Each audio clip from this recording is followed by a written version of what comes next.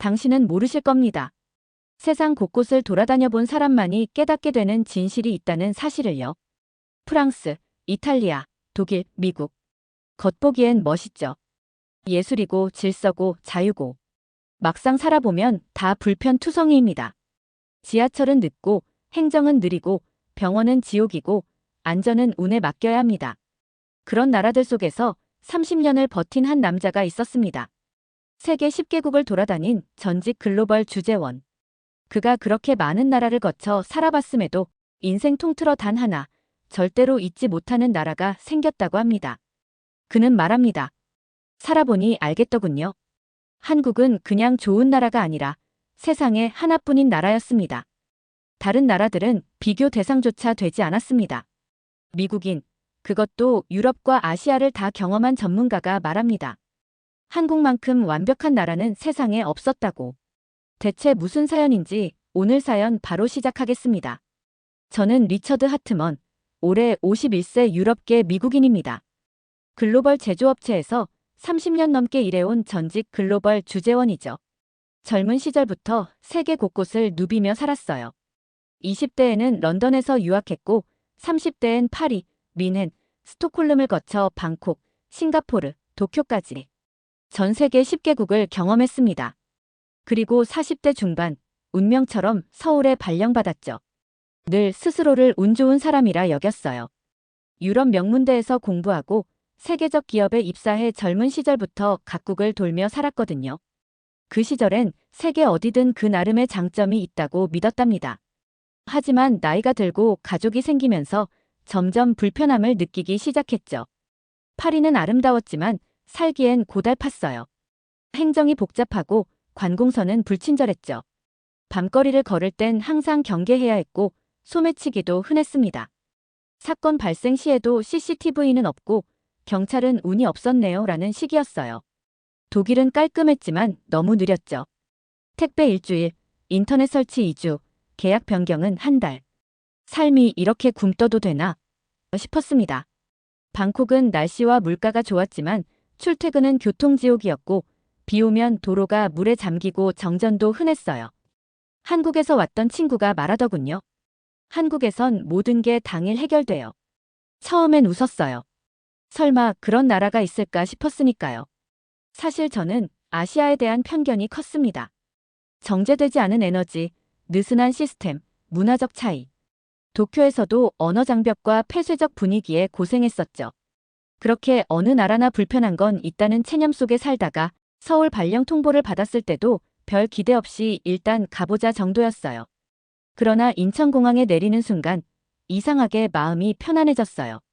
낯선 땅인데 어딘지 모르게 질서정연하고 시스템이 흐트러짐 없이 작동하고 있었죠. 직감적으로 여긴 뭔가 다르다고 느꼈답니다. 그 직감은 며칠 안에 확신으로 바뀌었습니다.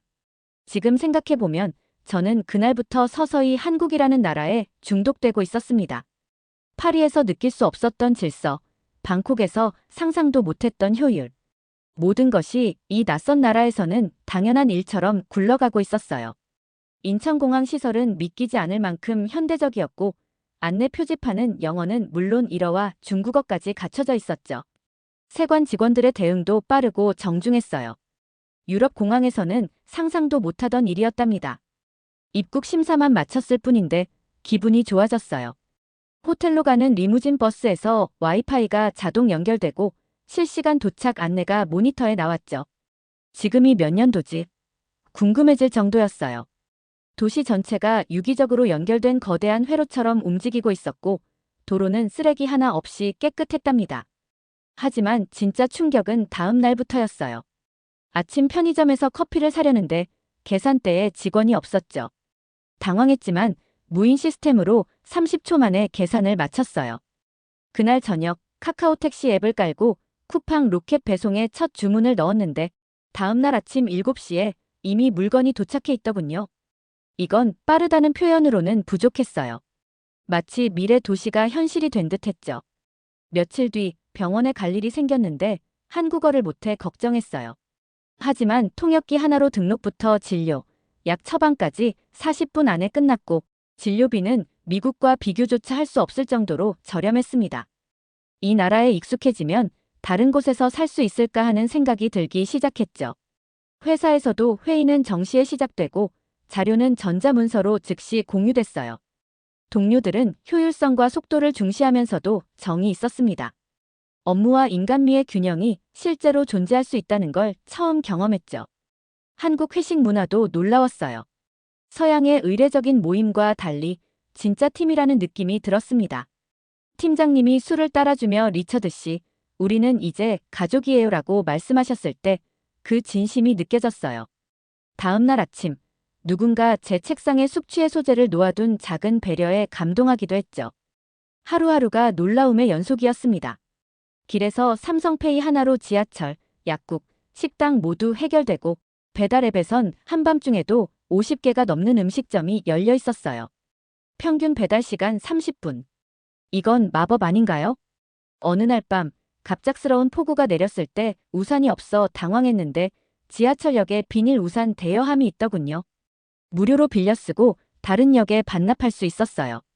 서울에 온 지 일주일 만에 깨달았습니다. 이 도시는 제가 살아온 어떤 곳보다 정교하고 빠르고 편리한 시스템으로 돌아가고 있었어요. 그 순간 제 머릿속에서 딸깍하고 뭔가 바뀌는 느낌이 들었죠. 그동안의 세계라는 개념이 완전히 흔들렸답니다. 이전까지 당연하다고 여겼던 불편함들은 세계가 그런 줄 알았기 때문이었어요. 한국에 와보니 그건 그저 불편함에 익숙해진 것뿐이었죠. 그리고 그날 이후 매일같이 생각했습니다. 세상에 진짜 이런 나라가 존재할 수 있구나. 한국 생활 첫 달, 예상치 못한 이슈로 주말에 급히 업무 자료가 필요했어요. 본사에서 급한 이메일이 왔는데 노트북을 숙소에 두고 왔던 거죠. 당황해서 근처 PC방을 찾았는데 24시간 운영에 초고속 인터넷, 최신 장비까지 갖춰져 있더군요. 심지어 음료와 간단한 식사류도 판매하고 있었고 주문하면 자리로 배달까지 되는 시스템이었죠. 30분 만에 모든 작업을 끝내고 파일을 보냈더니 미국 본사 동료가 놀라워했어요. 주말인데 어떻게 그렇게 빨리? 서울 생활 한 달쯤 지나자 이상한 현상이 나타났어요. 처음엔 놀랍기만 했던 한국의 시스템들이 이제는 없으면 불안해지기 시작한 겁니다. 처음엔 와, 이게 되네. 설마 이것도 돼? 하며 놀라다가 이제는 왜 이건 아직 안 와? 택배가 이틀이나 걸렸네. 라는 생각을 하는 제 모습을 발견했어요. 밤 11시, 야근 후 집에 돌아오는 길에 따뜻한 국물 요리가 먹고 싶었어요. 배달 앱을 보니 국밥 24시간 배달이 있더군요. 30분 만에 도착한 음식은 김이 모락모락 나고 반찬까지 정갈했죠. 말도 안 되는 현실에 젓가락 들기도 전에 웃음이 터졌어요. 인간의 편의를 넘어선 의식 수준의 배려였습니다. 한국은 사람이 불편함을 느끼기도 전에 예상하고 먼저 해결해주는 나라였죠. 이건 문명이 아니라 마법에 가까웠습니다. 어느 날은 우연히 한국기술 전시회에 참석했어요. 로봇 바리스타가 내린 커피를 마시며 AR 안경으로 가상 쇼핑을 체험했죠. 이런 기술들이 서울 곳곳에서 이미 상용화되고 있다는 사실에 또 한 번 놀랐어요. 미국에선 아직 시제품 단계인 것들이 여기선 일상이었으니까요. 한국의 첫 겨울도 감탄의 연속이었어요. 미국이나 유럽의 위험한 겨울길과 달리 서울은 아파트 단지 내 도로와 인도가 완벽히 제설되고 지하철 입구 계단에는 자동 열선이 깔려 있었죠. 아파트 관리사무소에서 제설 작업을 한다는 이야기를 들었을 때 이건 편의가 아닌 문명의 차이라고 느꼈어요. 특히 서울의 지하철은 제가 경험한 모든 도시의 대중교통 중 최고였습니다. 정확하고 조용하고 깨끗하고 안전했죠. 정차 위치 표시, 스크린도어, 실시간 안내, 냉난방 조절, 와이파이, 충전 포트까지. 서울 지하철은 이동수단이 아닌 고급 문화공간 같았어요. 런던 지하철은 오래됐지만 낡았고 파리 메트로는 예술적이나 지저분했으며 뉴욕 지하철은 무서울 정도였죠. 하지만 서울 지하철은 모든 면에서 완벽했어요. 공기질 모니터링 디스플레이까지 갖춰져 있었답니다. 한 번은 노선도를 살펴보다가 지하철역 사이의 거리가 얼마나 되는지 궁금했어요. 옆에 있던 한국인 승객에게 물어봤더니 그분이 자기 앱으로 바로 검색해 주시더군요. 그런데 놀라운 건 현재 위치에서 목적지까지 가는 모든 경로의 소요 시간, 환승 횟수, 걷는 거리, 심지어 실시간 혼잡도까지 표시된다는 거였어요. 이건 기본 기능이에요라며 웃던 그분의 표정이 아직도 기억납니다. 한국 생활 2개월 차에 접어들면서 식도락의 세계가 열렸어요. 처음엔 매운 음식에 적응이 안 됐지만 점점 그 복합적인 맛에 중독되기 시작했죠. 삼겹살, 김치찌개, 순두부찌개, 비빔밥. 매일 다른 음식을 시도하는 게 즐거웠어요. 한 상에 여러 가지 반찬이 함께 나오는 방식이 새로웠고 식사를 공유하는 개념이 마음에 들었어요. 미국에선 각자 자기 접시만 바라보는데 한국에선 모두가 함께 음식을 나누고 대화하는 모습이 인상적이었죠. 회사 근처 작은 백반집 아주머니가 제게 특별히 매운맛을 조절해 주시던 배려도 잊을 수 없어요. 외국인인데 잘 먹네요. 라며 항상 반찬 하나를 더 얹어주시던 그 정성. 식당에서도 사람과 사람 사이의 따뜻함을 느꼈습니다. 서울 생활 3개월 차, 아내와 아이가 미국에서 도착했어요. 공항 리무진을 타고 가는 길, 아내는 창밖을 보며 중얼거렸죠. 여기 깨끗하다. 이상하리만큼 깔끔해. 집에 도착한 아내는 무인 택배함과 번호키, 바닥 난방에 놀랐어요. 우리 집은 겨울에 발이 시려 죽겠는데 여긴 바닥이 따뜻하다고. 전기밥솥으로 지은 밥을 한 숟갈 먹더니 눈을 동그랗게 뜨고 고개를 끄덕였죠. 이거 어떻게 한 거야? 갓 지은 밥 같잖아. 아들은 다음 날 초등학교에 다녀온 뒤 엄마 여기 학교는 점심이 너무 맛있어. 라고 외쳤어요. 미국의 샌드위치나 냉동 피자와 달리 한국은 비빔밥에 과일, 디저트까지. 아이에겐 축제였죠. 며칠 지나자 아내는 편의점만 다니기 시작했어요. 여긴 진짜 천국이야. 24시간. 생필품도 팔고 약도 팔아. 심지어 택배도 보낼 수 있다는데. 슬쩍 웃으며 말했죠. 여기선 편의점이 생활센터에 가까워. 아내가 진짜 한국에 빠진 건 병원 방문 후였어요. 허리 통증으로 정형외과를 찾았는데 1시간 30분 만에 진료, 엑스레이, 물리치료까지 받고 나왔죠. 미국이라면 예약만 몇 주, 치료는 몇 달 기다렸을 거예요. 리처드, 말도 안 돼. 병원비가 2만 원도 안 한다고. 그때 아내가 진지하게 말했어요. 우리 은퇴하면 여기로 이민 오자. 가족과 함께 한국 생활이 깊어지면서 문화적 경험도 확장됐어요.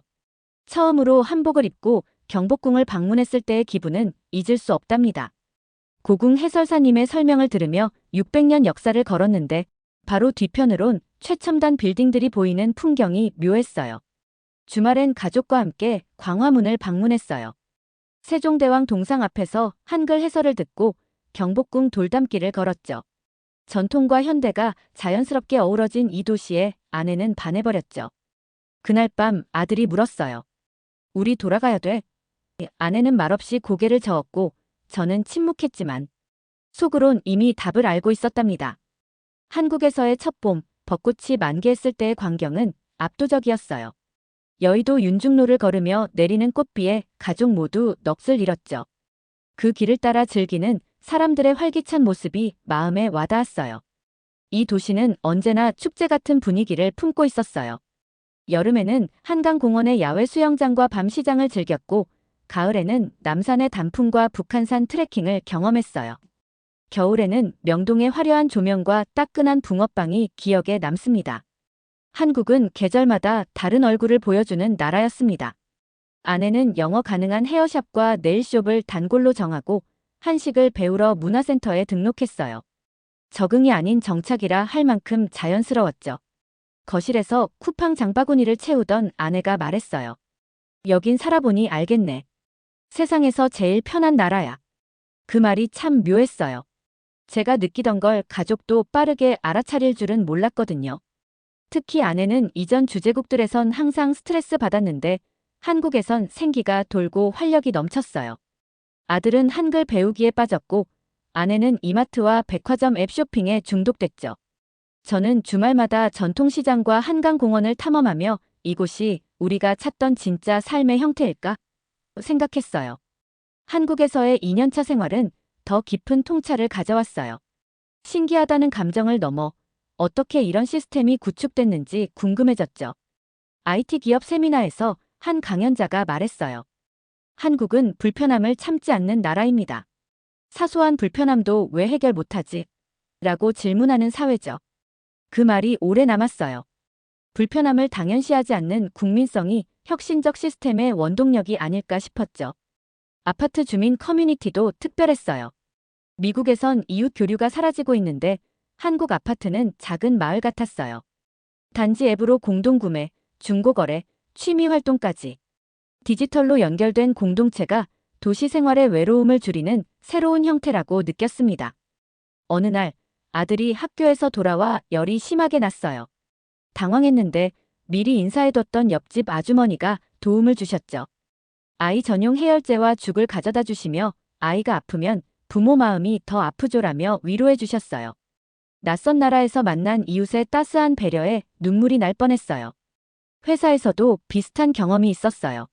중요 프로젝트 마감날, 갑작스러운 데이터 오류로 밤샘 작업을 해야 했는데 팀원들이 자발적으로 남아 도와줬죠.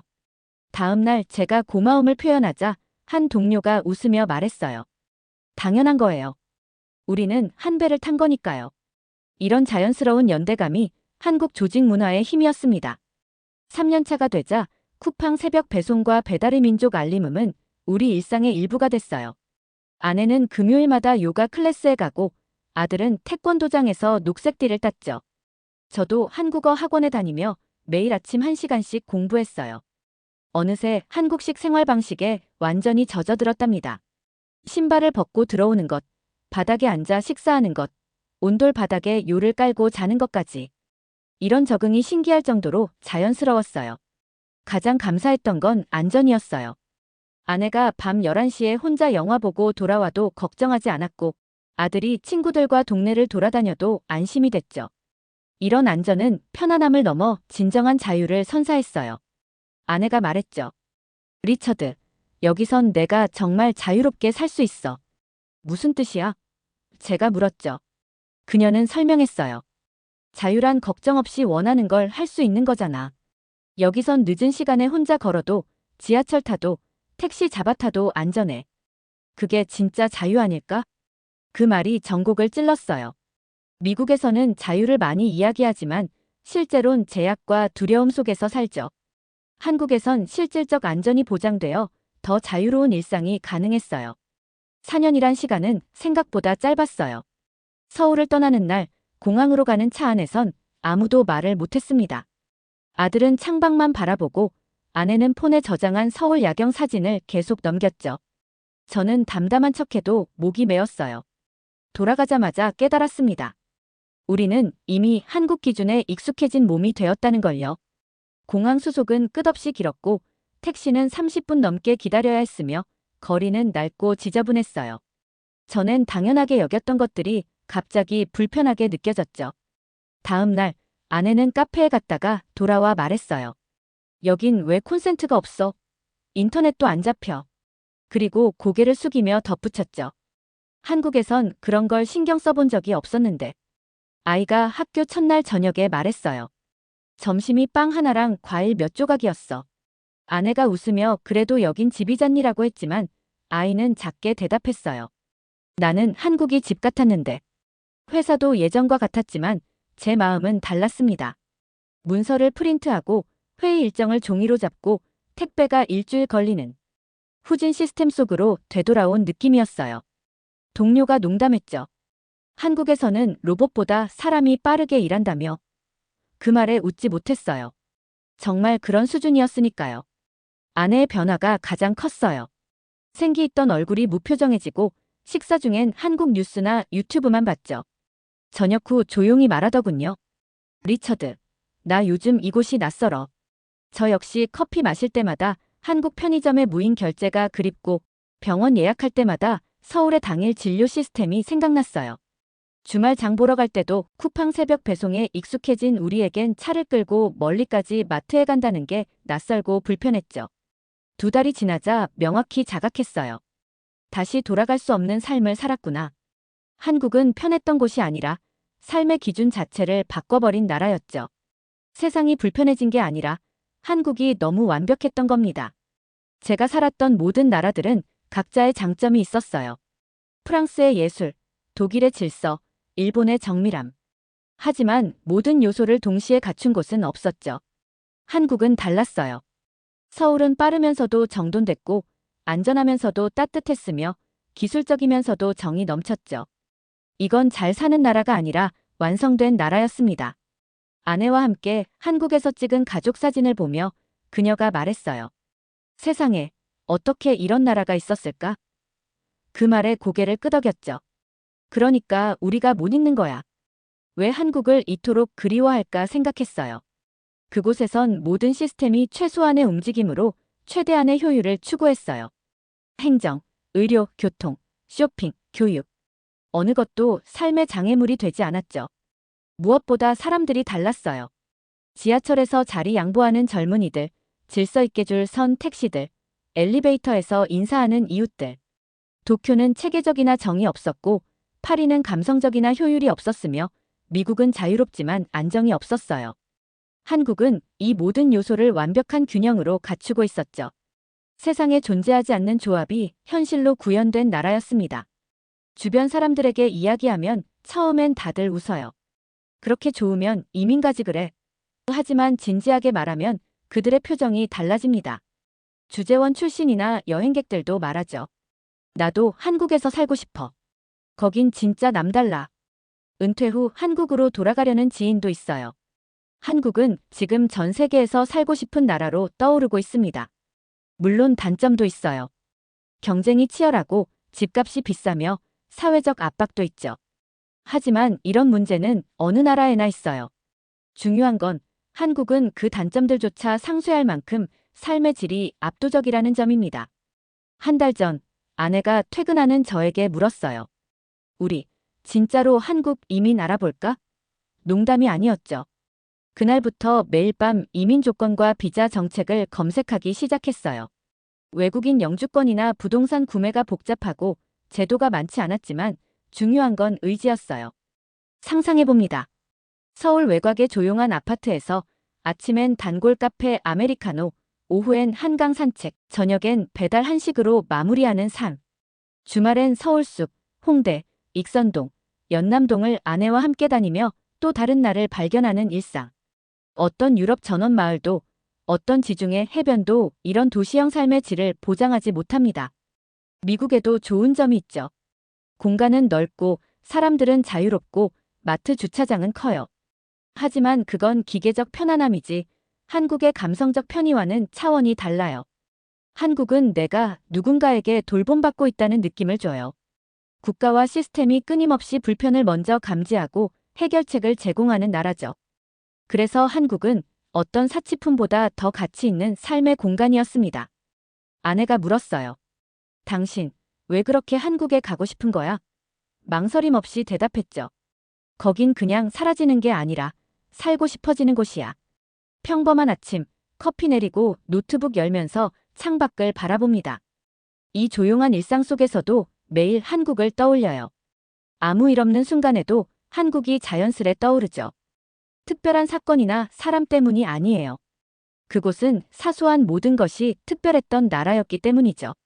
서울 길거리 영상이나 한국 여행 사진을 보면 가슴이 서늘해집니다. 그리움이라는 감정이 이렇게 명확할 수 있다는 걸 처음 알게 해준 나라가 바로 한국이었어요. 이건 주재원의 향수가 아닙니다. 삶의 기준이 바뀐 사람의 내면적 갈망이에요. 한국은 제가 처음으로 이 나라에서 늙고 싶다고 느낀 곳이었고 아이에게 남기고 싶은 추억이자 아내가 다시 돌아가자고 말할 수 있는 유일한 도시였습니다. 친구들과 만나면 이야기는 늘 한국으로 흘러가요. 그들 얼굴엔 부러움과 궁금증이 담겨 있어요. 그럴 때면 말합니다. 한번 한국에서 살아보면 그 감정을 말로 설명할 수 없어.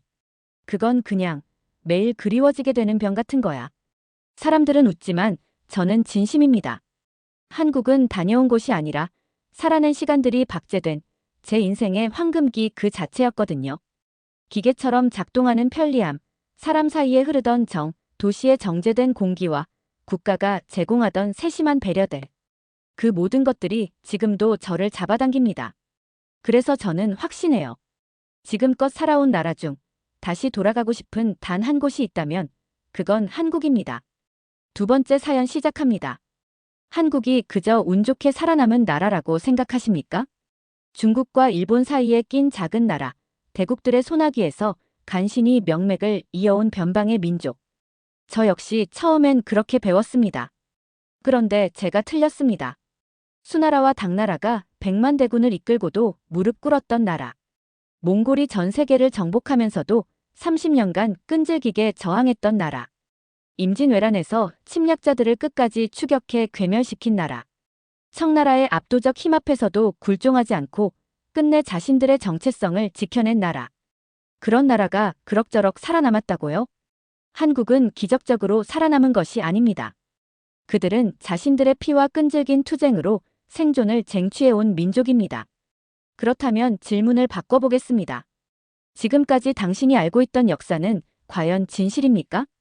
한국이 그저 약소국이었다는 그 인식, 대체 누구에게 배운 것입니까? 이제 당신이 미처 몰랐던 진짜 한국의 역사를 알려드리겠습니다.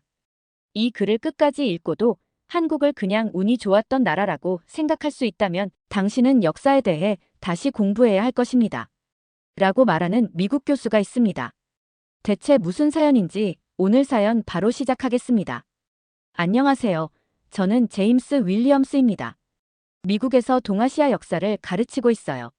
제 전공은 사실 중국 역사였어요. 세계에서 가장 오래된 문명 중 하나, 그리고 인구와 경제 규모까지 압도적인 나라니까요. 하지만 강의 준비를 위해 동아시아의 다른 나라들도 공부하기 시작했는데 그 중에서도 특히 한국이라는 나라가 저를 완전히 매료시켰습니다. 처음에는 호기심에서 시작했어요. 한국은 중국과 일본 사이에 끼인 작은 나라라고만 생각했으니까요. 그냥 그럭저럭 살아남은 나라겠지라는 선입견이 있었어요. 하지만 공부를 하면서 알게 됐죠. 한국은 그저 살아남은 게 아니라 강대국들의 틈바구니에서 기적처럼 독립성을 유지하며 자신만의 독특한 문화를 만들어낸 나라였습니다. 한반도는 지정학적으로 정말 최악의 위치에 있어요. 북쪽으로는 거대한 중국, 서쪽에는 러시아, 동쪽으로는 일본까지 게다가 남북으로 분단까지 되어 있죠. 마치 세계 최강의 권투 선수들 사이에서 작은 체급의 선수가 링에 올라간 것 같은 상황이었어요.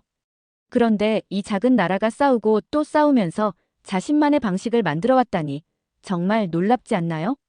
제가 처음 한국의 역사를 읽었을 때 가장 충격적이었던 사실은 고구려와 수나라, 당나라 간의 전쟁 기록이었어요. 수나라가 고구려를 침공했을 때 동원된 군사의 수는 자그마치 100만 명이 넘었대요.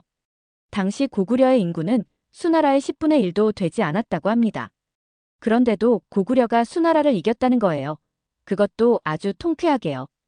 이 기록을 접하고 제 첫 반응은 말도 안 돼. 대체 어떻게? 였습니다.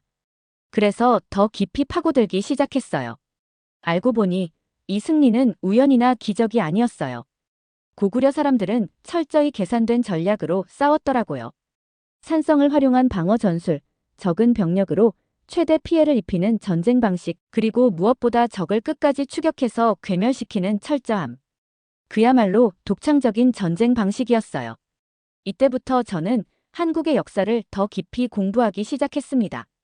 군사적인 이야기뿐만 아니라 한국 사람들이 어떻게 이 상황 속에서 문화를 발전시키고 자신들만의 정체성을 지켜왔는지 알고 싶었어요. 세계사에서 많은 나라들이 침략과 점령을 당하며 문화와 정체성을 잃곤 했어요. 하지만 한국은 다릅니다. 몽골의 대공습 때도 일본의 침략 때도 문화와 언어를 끝까지 지켜냈어요.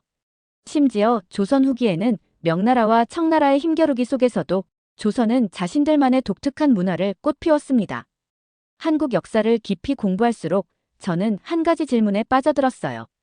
도대체 어떻게 이렇게 강한 민족성이 형성될 수 있었을까? 그 답을 찾기 위해 한국의 고대사로 거슬러 올라갔습니다.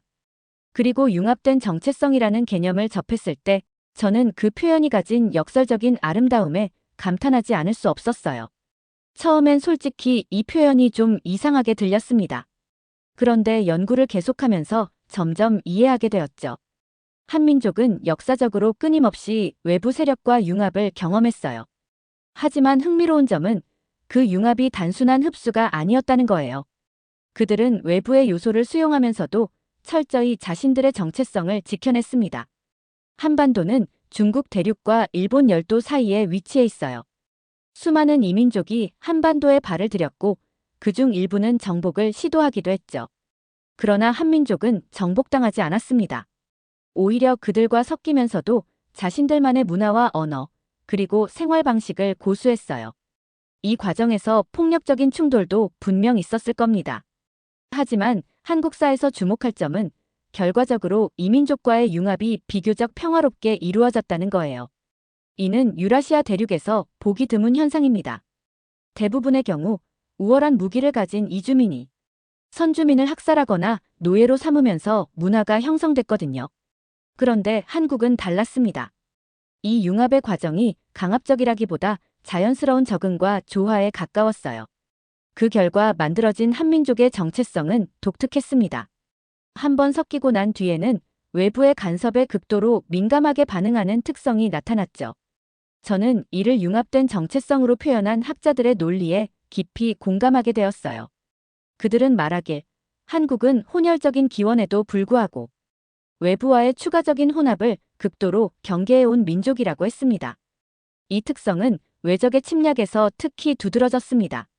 고구려, 신라, 고려를 거쳐 조선에 이르기까지 외세의 침략이 있을 때마다 한민족은 강렬하게 결속했습니다. 그들은 우리끼리라는 인식을 강화하며 외부로부터 자신들을 지켜냈어요. 가장 흥미로운 점은 이러한 결속력이 재난 상황에서 더욱 강해진다는 겁니다. 여기서 한 가지 기억나는 일화가 있습니다. 제가 한국의 역사적 사례를 공부하다가 IMF 외환위기 당시 국민들이 금 모으기 운동을 했다는 이야기를 접했어요. 당시 한국인들이 자신들의 금반지나 목걸이 같은 귀중품을 국가에 기부했다는 겁니다. 그런데 이 이야기를 한국사의 맥락 속에서 보면 완벽하게 이해가 됩니다. 한민족은 위기 상황에서 자신들을 하나로 묶는 본능적인 힘이 있어요. 그리고 그 힘은 수천 년의 역사를 통해 형성된 거라고 봐야 해요. 제가 개인적으로 가장 감명 깊었던 건 한국은 살아남는데 그치지 않고 자신들만의 독창적인 문화를 만들어냈습니다. 이것은 언어, 예술, 음식, 건축 등 다양한 방면에서 나타납니다. 가끔 제 강의 시간에 학생들에게 이런 질문을 던져요. 여러분은 자신의 뿌리와 정체성을 지키기 위해 얼마나 싸울 준비가 되어 있나요? 대부분의 학생들은 깊은 생각에 잠깁니다. 그리고 제가 한국의 이야기를 들려줄 때마다 그들은 이 작은 나라가 겪어온 수많은 투쟁과 그 결과 만들어진 강한 정체성에 감탄하게 됩니다. 제가 처음 한국의 전쟁사를 접했을 때 가장 충격을 받았던 건 한국의 전쟁 방식이 다른 나라들과 완전히 다르다는 점이었어요. 많은 나라들이 전쟁을 적을 몰아내면 끝이라고 생각한다면 한국은 거기서 멈추지 않았습니다. 물러나는 적을 끝까지 추격해서 철저히 괴멸시키는 방식이었죠. 고구려의 을지문덕 장군이 이끈 살수대첩 이야기를 들어보세요. 수나라의 30만 대군이 고구려를 침공했다가 패배하고 퇴각하던 상황이었어요. 대부분의 나라는 이쯤에서 전쟁을 끝내고 적이 떠나는 것을 지켜보며 안도의 한숨을 쉬었겠죠. 하지만 고구려는 달랐습니다. 물러나는 적은 언젠가 돌아온다는 것을 알고 있었기 때문에 을지문덕은 적이 물러나는 길목에 매복해 30만 대군을 거의 전멸시켜버렸어요.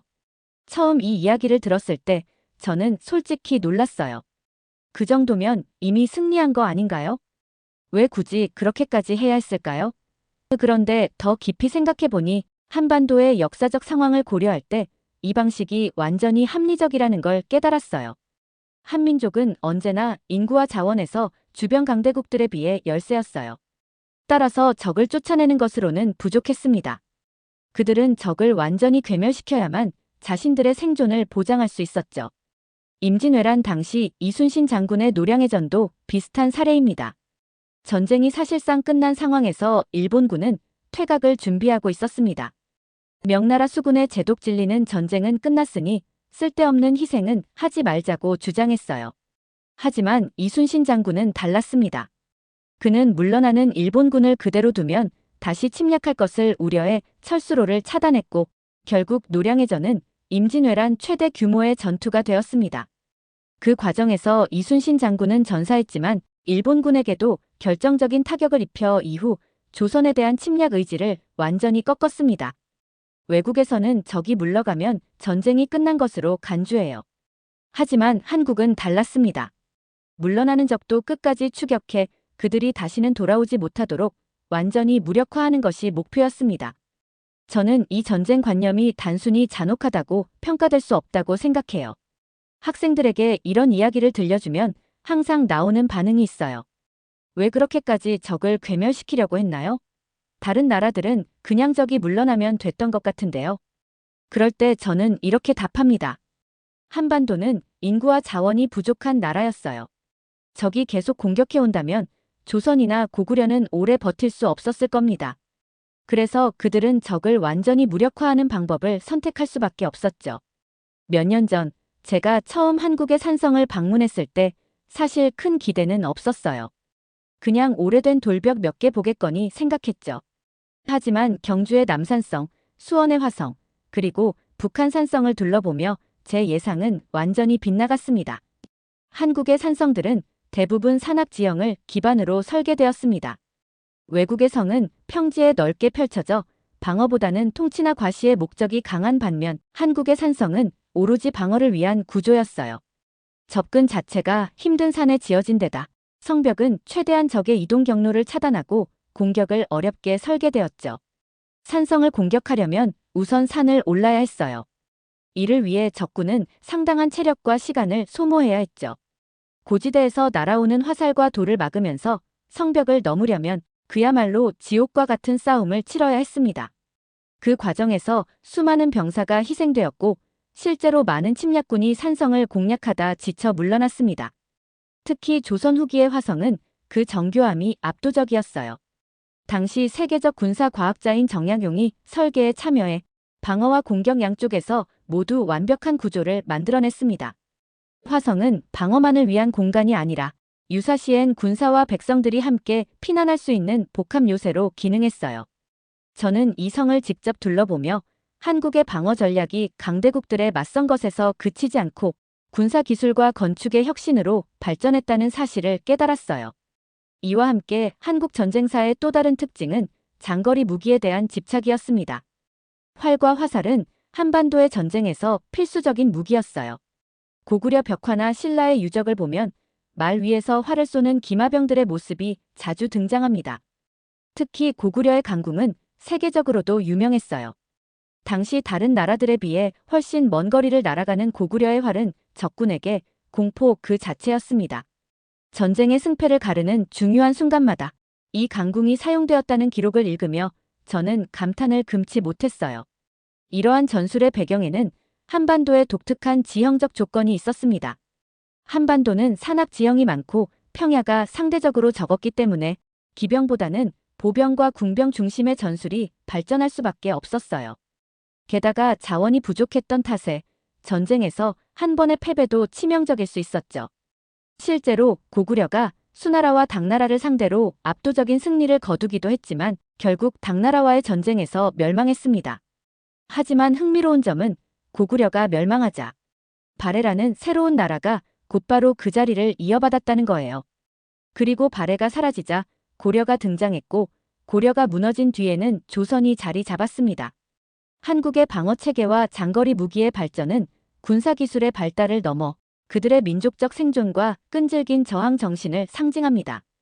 저는 이 사실을 알게 된 후로 한국이라는 나라에 대해 훨씬 더 깊은 존경심을 갖게 되었어요. 한반도의 역사를 읽으면서 저는 고구려와 고려를 하나의 흐름으로 이해해야 한다는 사실을 깨달았어요. 이 두 나라는 이름은 다르지만 그 뿌리와 정신은 한 줄기로 이어져 있었습니다. 고구려는 그 자체로 전쟁의 대명사였어요. 저는 고구려가 수나라, 당나라와 벌였던 전쟁 기록을 읽으면서 그들의 저항 정신에 경외감을 느꼈습니다.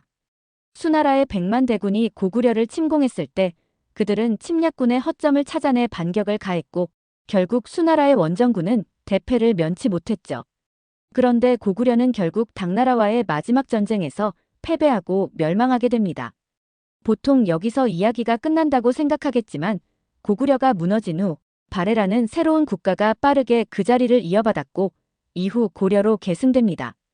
고려 역시 강대국들과의 끊임없는 충돌 속에서 자신만의 생존 방식을 만들어갔어요. 대표적인 예가 거란과의 전쟁입니다. 거란은 고려를 3차례나 침공했는데 이 중 3번째 침략이 가장 극적이었어요. 당시 고려는 국토 대부분이 유린당하고 거란군이 수도 개경까지 위협하는 상황에 몰렸습니다. 하지만 강감찬 장군은 귀주에서 대규모 매복 작전을 펼쳐 거란군을 괴멸시켰습니다. 저는 강감찬 장군의 전략이 고구려의 전술을 계승했다고 생각합니다. 적을 물러가게 두지 않고 철저히 추격해 끝내는 방식은 고구려의 전쟁 철학과 그대로 맞닿아 있어요. 고려는 거란뿐만 아니라 몽골 제국과도 치열하게 맞섰어요. 몽골이 세계를 정복하던 시절 고려는 30년 동안 끈질긴 저항을 이어갔습니다. 제가 특히 놀랐던 건 몽골이 남송을 정복하는 데 걸린 시간이 40년인데 상대적으로 작은 나라였던 고려와의 전쟁도 무려 30년이나 지속됐다는 사실이에요. 몽골군은 남송과 싸울 때는 압도적으로 승리했지만 고려와 싸울 때는 이기고 지기를 반복했죠. 결국 고려는 몽골과 화친을 맺으며 독립국의 지위를 유지했습니다. 많은 사람들이 결국 항복한 거 아니냐고 물을 수도 있어요. 하지만 저는 그렇게 생각하지 않아요. 항복은 전쟁에서 진다는 것을 의미하지 않습니다. 고려는 몽골과의 협상에서 자신들의 정체성을 지키기 위한 최선의 결과를 얻어냈습니다. 특히 흥미로웠던 점은 고려가 몽골 제국의 부마국이 된 후에도 문화적 정체성을 잃지 않았다는 겁니다. 몽골의 영향이 강했던 시기에도 고려는 자신들만의 문화를 발전시켰고 이는 조선으로 이어지는 중요한 기반이 되었습니다. 이 내용을 강의할 때마다 저는 항상 강조합니다. 고구려와 고려는 다른 나라가 아닙니다. 그것은 한민족의 끈질긴 생존 본능과 저항 정신이 이어진 흐름이에요. 그리고 이런 이야기를 들려줄 때마다 학생들은 한반도의 역사를 단순한 침략과 저항의 연속이 아니라 그 안에서 끊임없이 자신을 재정립하며 앞으로 나아가는 과정으로 이해하게 됩니다. 한국의 역사를 배우면서 가장 놀라웠던 시기 중 하나는 명나라가 무너지고 청나라가 부상하던 혼란의 시대였어요. 이 시기 조선은 그야말로 풍전등화의 상황에 놓여 있었죠. 명나라와 오랜 동맹 관계를 유지하던 조선은 청나라의 압박 속에서 국가 존립 자체를 위협받았습니다. 명나라가 쇠락하며 청나라가 부상하자 동아시아의 국제 질서는 완전히 흔들렸습니다. 명나라는 조선에 오랫동안 문화적, 정치적 영향을 미친 나라였고 조선은 이를 큰 형님처럼 여기고 있었습니다. 하지만 청나라는 달랐어요. 한족이 아닌 여진족이 세운 새로운 제국으로 조선에게는 문화적 충격과 정치적 위협을 동시에 주었죠. 제가 가장 흥미롭게 느낀 사건은 병자호란이에요. 1636년 청나라는 조선을 굴복시키기 위해 대규모 병력을 동원했고 조선은 남한산성으로 피신하며 처절한 저항을 이어갔습니다. 이때 조선의 왕 인조가 남한산성에서 청태종 홍타이지에게 항복하며 삼배구고 두레라는 굴욕적인 의식을 행했습니다. 하지만 저는 이 사건을 조선의 패배로 보지 않았습니다. 겉으로는 굴복했지만 조선은 이 항복 뒤에도 자신들의 독립을 지켜내는데 성공했기 때문이에요. 삼배구고 두레 이후 청나라와 조선의 관계는 주종관계로 끝나지 않았습니다. 청나라는 조선을 명나라와 동일하게 중요한 동맹국으로 대우했어요. 홍타이지는 인조를 자신의 동생들과 동등한 위치에 앉히며 조선을 속국이 아니라 특별한 우방으로 인정했죠. 저는 이 부분에서 조선의 외교적 능력에 깊이 감탄했습니다. 그들은 군사적으로는 패배했지만 외교적으로는 자신들의 위치를 확보하는 데 성공했어요. 이는 청나라의 호의로 이루어진 일이 아니었습니다. 조선은 자신들이 명나라와의 전통적 관계에서 얻은 상징성을 청나라에게도 이용할 수 있다는 점을 보여줬어요. 더 흥미로운 점은 청나라 역시 조선을 완전히 병합하려 하지 않았다는 사실이에요. 왜냐하면 조선이라는 나라가 조공국으로 남아있는 것이 청나라에게 더 유리했기 때문입니다. 당시 동아시아 국제 질서에서 황제의 권위를 정당화하기 위해서는 다른 나라들의 조공과 책봉이 필요했어요. 그렇다면 조선은 왜 이런 외교적 입장을 유지할 수 있었을까요? 저는 그 답을 조선의 유교적 가치관과 정치 시스템에서 찾았습니다. 조선은 명분을 매우 중요시했어요. 즉, 외교적으로는 청나라에 굴복했지만 내부적으로는 명나라의 유산을 계승한다는 명분을 유지하며 문화적 정체성을 지켰습니다. 저는 이 이야기를 학생들에게 들려주면서 한 가지 중요한 메시지를 전달했습니다. 굴복은 끝이 아닙니다. 오히려 그것은 새로운 시작이 될 수 있습니다. 조선은 명나라와의 관계를 통해 얻은 문화적 자산을 청나라와의 관계에서도 활용했고, 이를 통해 패배를 생존의 도구로 전환시켰습니다. 조선은 한반도의 지정학적 약점을 그대로 받아들이지 않았습니다. 대신 이를 극복하기 위해 자신들의 문화적 정체성을 강화하고 강대국들 사이에서 줄타기 외교를 펼쳤습니다. 한국사를 공부하면서 제가 가장 깊은 인상을 받은 건 그들이 과거의 투쟁과 경험을 단순히 역사로 남겨두지 않았다는 사실이에요. 한국은 그 유산을 오늘날에도 이어가며 이를 바탕으로 끊임없이 새로운 도전을 극복하고 있었습니다. 오늘날 한국은 세계에서 가장 기술적으로 발전한 나라 중 하나로 손꼽힙니다. 세계 곳곳에서 삼성, 현대, LG 같은 한국 기업의 이름을 볼 수 있죠. 그런데 저는 종종 학생들에게 질문을 던집니다. 어떻게 한국은 이렇게 빠르게 성장할 수 있었을까요?